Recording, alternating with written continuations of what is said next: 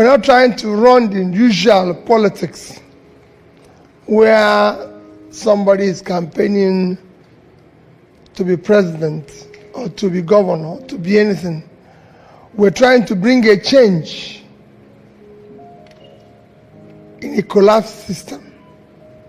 And when we bring a change, bring a true change, a change that is committed, where all of you and everybody is involved. We want to take back our country. We believe that today our country is not governed or served by people who believe in the country. I've been going about, you are the 6th stop. I have touring various cities from Germany to Toronto to everywhere. You are the 6th one. Everywhere I go and see huge number of Nigerians. The question is, who is remaining in Nigeria?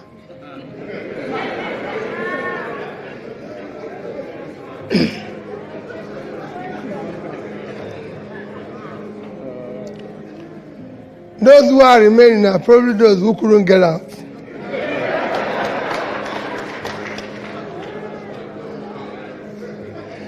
And as I go about, I ask myself a question. And I look around and ask myself, what makes this place better than Nigeria? We have free market, actually. We have very strong free market policies.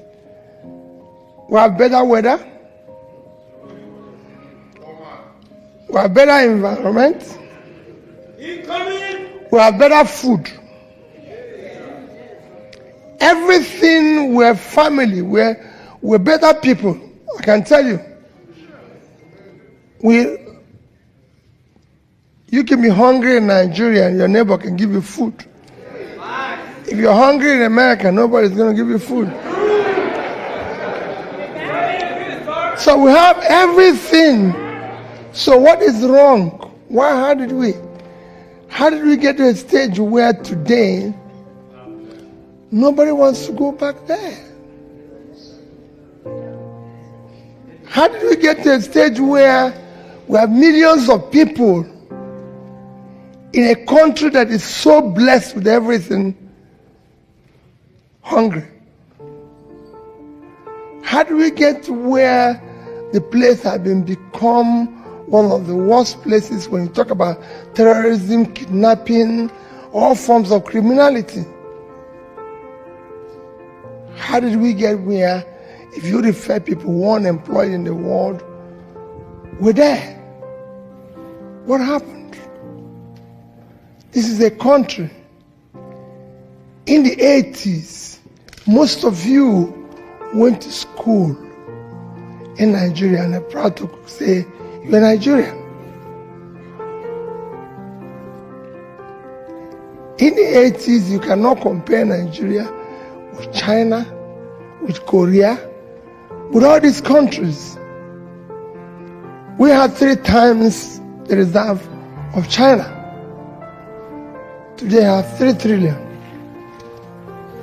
These are countries that we cannot compare us with. People used to come from Saudi and everything to patronize our teaching hospitals and everything. So how did we get here? Indians were all over the place. In Nigeria, teachers, Philippines and everything. Today, we are going to India. We want to just escape to anywhere, no matter where it is. How did we get here? All you are seeing in Nigeria today is cumulative effect of leadership failure over the years. The only thing that Nigeria lacked is leadership.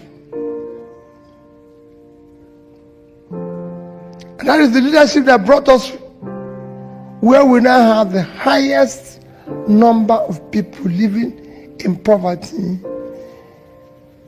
in the surface of the earth. Where we now have the highest unemployment, where we now live in fear of insecurity, and we don't know where. And some of you who are lucky to be here, as those said, are faced with double tragedy. I will explain it to you. So what are we trying to do? Is what part I've explained to you. Ours is that we can take this place back. We can fix it. This looks difficult. Countries have gone through this. It's mentioned to you about what happened in India. It happened in Brazil or South America. We're in a total mess a few years ago. All they needed was have people who are prepared to sacrifice and say, we can change here. We can fix it. And it can happen. We have the people. We're assembling it as a team. We don't want somebody to go in and say, oh, I'm Mr. Obi, I'm president. It's time for everybody to remove all those. When the MC was announcing, he was trying to call everybody honorable. MC, we're trying to remove all those titles.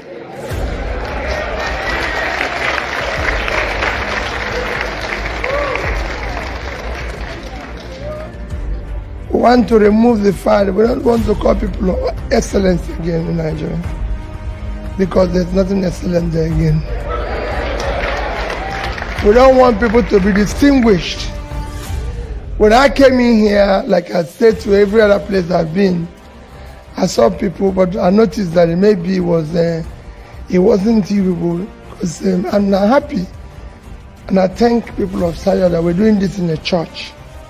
That's actually where we should be now.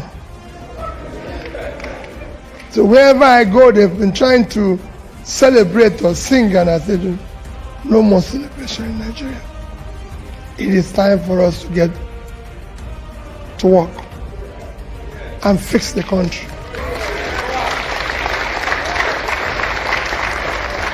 The potentialities are there.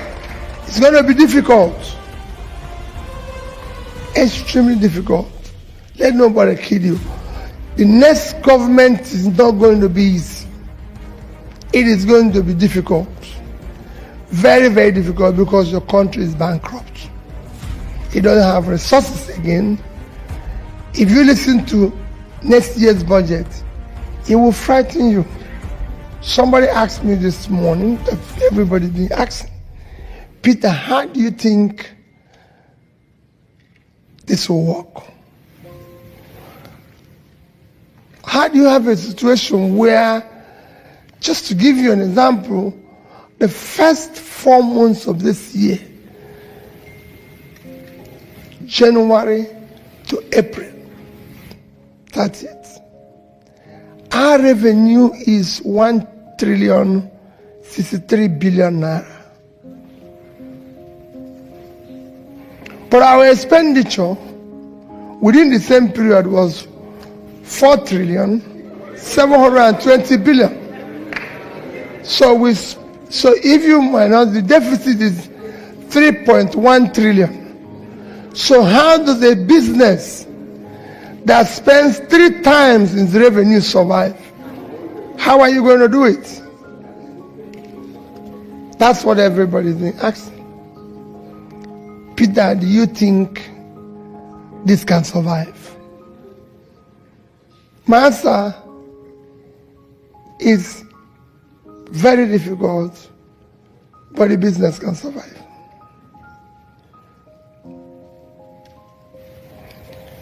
It can survive.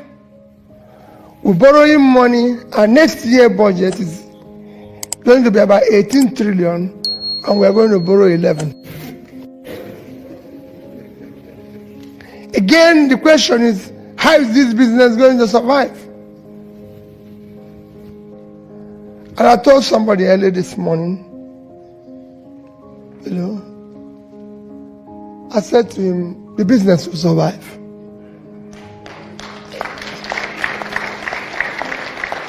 Businesses have come back from bankruptcy, even in America. What it needs is that it needs competent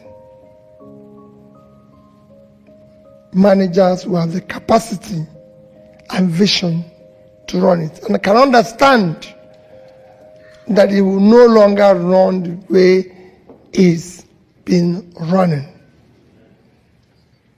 Managers that can understand that this is time to shut down the cost.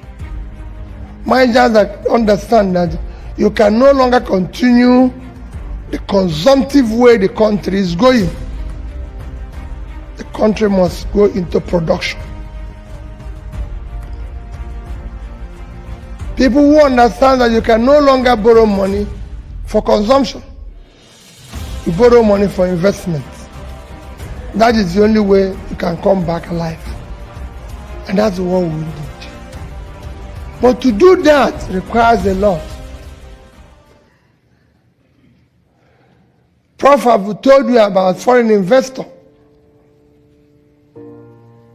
That is my main topic with you who are here. Why am I going around talking to you, pleading with you? One is that you are the main and number one and most important foreign investor the country requires. Nobody, no foreigner can come and invest in Nigeria unless you come and invest. And you are investing to save yourself. Because what are you doing today? Your case is a double whammy. You've run away because you think things are bad. That's why you are here. You didn't come here because you want to be here. At least 70% of you. You came because you ran away. But what is even worse for you? You ran away and you are not in a problem. Because here you are working very hard and you can't live in peace because the people you left behind, you have to take care of them.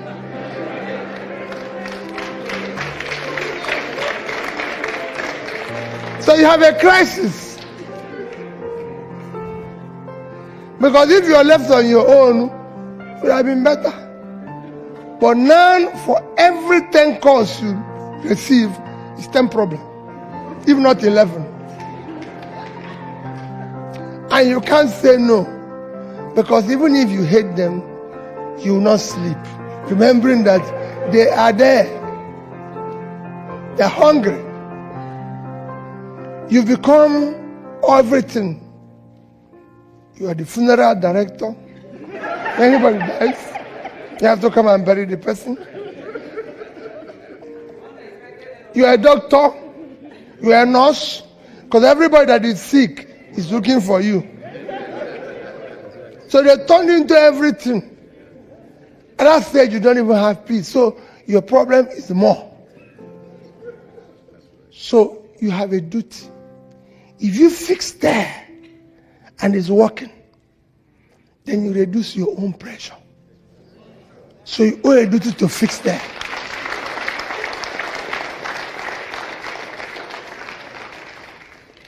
If you fix there and make that place productive, what do? You become richer. Today, Paris told you, I know that for sure. I lived in the UK for 10 years. My neighbor, I live in my house. I live in number 66. My neighbor was in 64. Because things started working well in his country, in India, he went there and built a factory. The factory employed people from his area. They were producing, they were being paid salary, and he was exporting the goods to the UK and making more money. All these tech companies you see in India those who started them started from here. So in their own case, they were investing, they're making money, they became richer. In your own case, you're throwing money because you're not a welfare officer who is throwing his money there and you're not getting anything. So you're becoming poorer and the other people are not doing anything because they're not producing anything. So you're going to live your life and die doing welfare. No. If you have the place to work and it becomes productive, you are the first people who are going to come without your resources. That's what my neighbor did. He borrowed money from UK, mortgaged his house, took the money and built a factory. But you know today, everything you take back there is gone. No return. Nothing. Have you ever taken anything back and you saw any return? No. More complaint will come. In fact, before that one reach, they sent the new batch of wine you need to attend to. You can't even go back because of insecurity.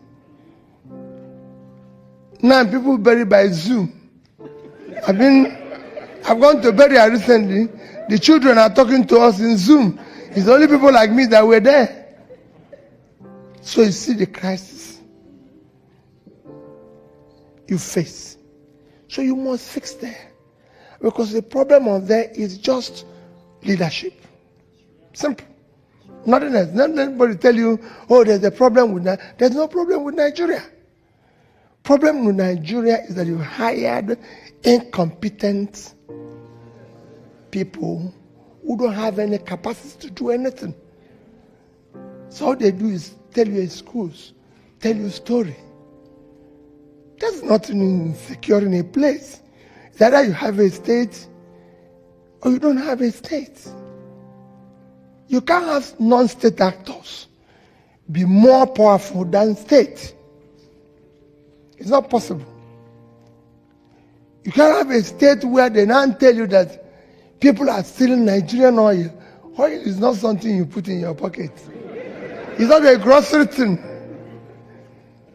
For you to steal oil, it has to be through ship. The ship have to come into your waters. Navy have to approve for ship to come into your waters. Because you have a navy. So it is being stolen by the same people. That's what Pat was trying to tell you. Those structures they tell you people we don't have is structure of criminality.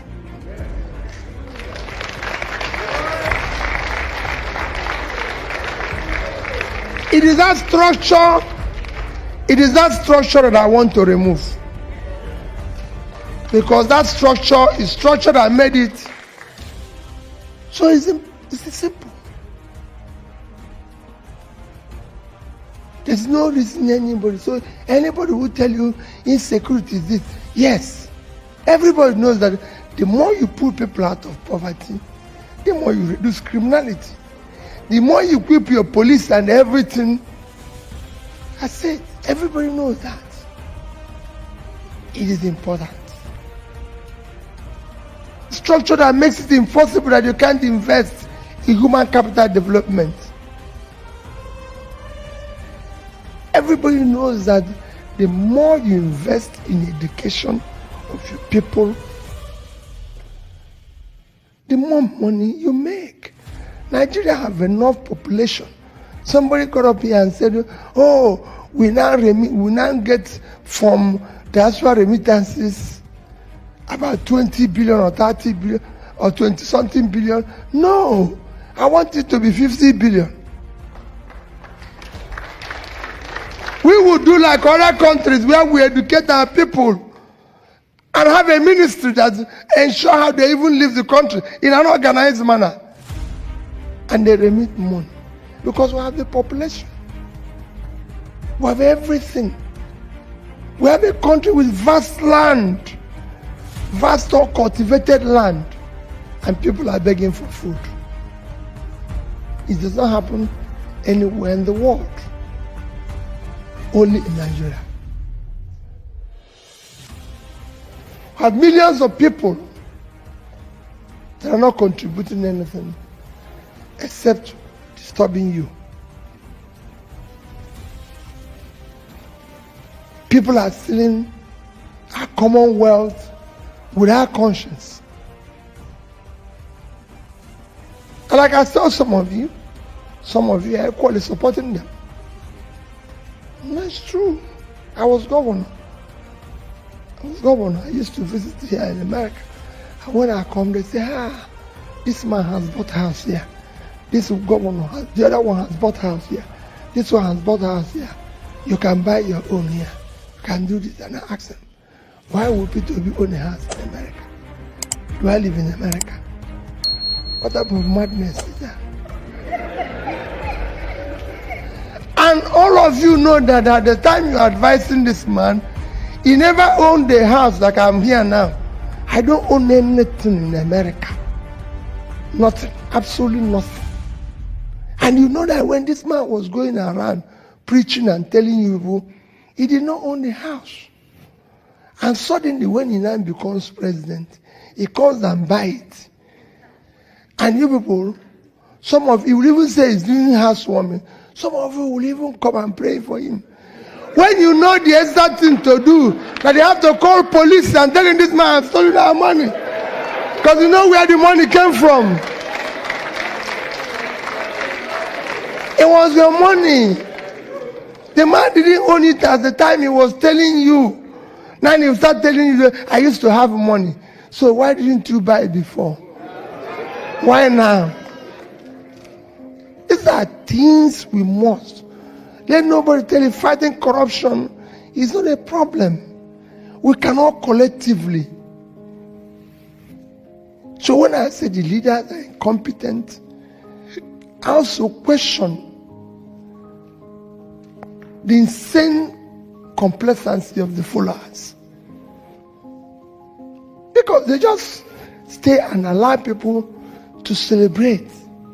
Everywhere I've been in the past 4 days, I've asked people and tell them my experience of traveling to America, going to this and everything. That I asked the people in the plane when I was traveling. I said, I had 2 Nigerians with me. And I asked them one question. Why are we in this plane? Why did we follow this pilot?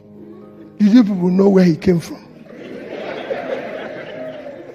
Everybody answered me, no.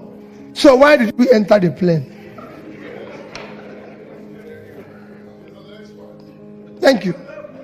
Because we believe he's qualified to fly the plane. That was the reason why none of us knew the pilot. And I gave him another example, which I gave yesterday in Houston. That I once wanted to go and study in East Africa how education works. And because I was every other airline was exorbitant, I decided to find one that is cheaper. And I saw Air Rwanda. And then I bought the ticket of Air Rwanda. I've never flown them before. And then when I go home, my wife said to me, Peter, have you flown Air Rwanda before? I said, no. He said, Peter, I can't understand you. You just go and buy a ticket of the people, airline you don't know about, you don't know where they're coming from. I say, I'm sure the people there are pilot. They can't put plane on the air if they're not pilot. Because they don't want to die. So I'll follow them. Whatever happens, they will all die, including the pilot. But what happened? I said to them, when I arrived at the airport, everyone had a brand new Airbus aircraft. And I was saying to myself, fantastic. And I got in there, only about 3 of us in the business class. And then when the plane took off, somebody came out of there and said, I'm the captain. My governor, good afternoon. And I said, so who are you? He said, there's 2 of us here. The pilot and the co-pilot were Nigerians.